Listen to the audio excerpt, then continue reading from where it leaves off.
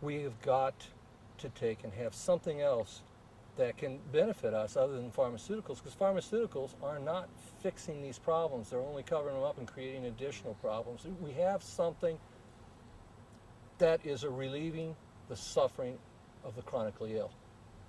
That in itself, if it relieves pain, if it relieves the suffering, let alone the fact that it can actually reverse serious illness, if it relieves suffering and allows a person to live a life that is reasonably free of pain, where they can interact with their families again and live some level of quality of their life, it is a moral duty that we provide that to those people.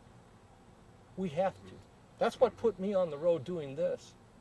It's seeing that suffering out there and knowing that we have something that can make a difference. I've already been to my state representatives. I've lobbied on the House floor here in Jefferson City here in Missouri.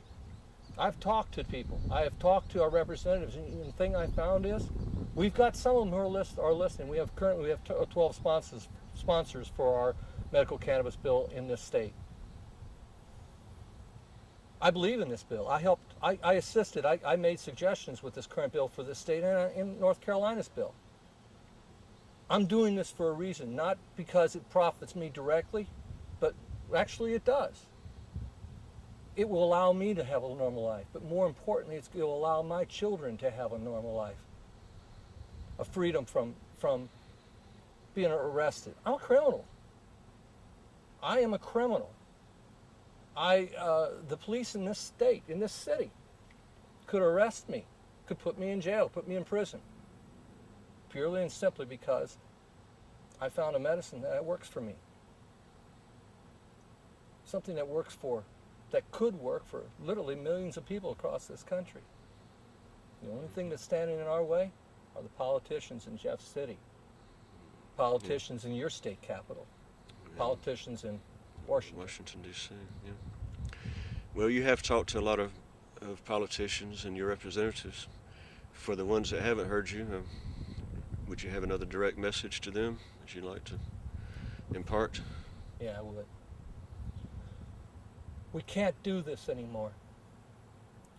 I can't be 90 years old and still out here on the road trying to make a difference, trying to take and talk.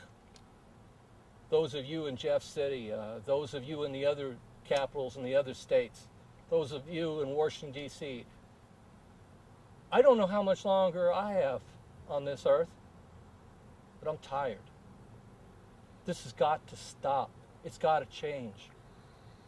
People are suffering. People are suffering now. Even as you, Terry, even as you take and try to figure out how you can take and support this and still be popular, still be popular among your campaign contributors. I'm asking you, I'm pleading with you, please, examine the evidence. Find out for yourself what we already know. Cannabis is real medicine. It can relieve the suffering in your districts. There are people who are suffering. There's people in your own family.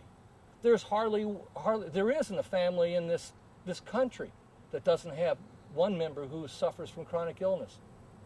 And if they suffer from chronic illness, chances are they can benefit from medical cannabis. This isn't an age thing. This isn't a cultural thing. This is basic civil rights. The right to pursue happiness, the right to be healthy, the right to have freedom from pain, freedom from debilitating illness. We want to work again. We want to have a life again. We want to be able to take and interact with our families and have a halfway normal life. There's only one person, there's only one group of people who's standing in that way. It's not the average citizen out there. The middle class want this. I know. I've traveled across this country. From Charleston, South Carolina to San Francisco, California. I've talked to people. I have talked to people. I've talked to your constituents. What they say, they want medical cannabis. They say, why haven't we had it years ago? They know the truth. Why don't you? Please, please examine the evidence. Release this medicine so we can take and have a life again. I also want to say something out there to the other people who might be watching this, please. If you suffer from a chronic illness, we desperately need to hear from you. We desperately need to have you on video telling your personal story as well. The world needs to hear it. This country needs to hear it as well. There's only one person who can tell your personal story in first person. People can't stand up against, no politician can stand against your personal testimony. Only you can tell it. And I'm asking you, please, give us the opportunity to help you do that. Write to me, let me know, and I will do my best. I'm still on disability, so I have a very limited amount of income. I have taken and funded the majority of this work out of my disability check. But I will spend every last penny that I have to see this come about. All I'm asking is join with me. Join with me and share your testimony so we can take and change law in this country. That's about it. From here on out, it's your story and yours. I'll stand behind the camera.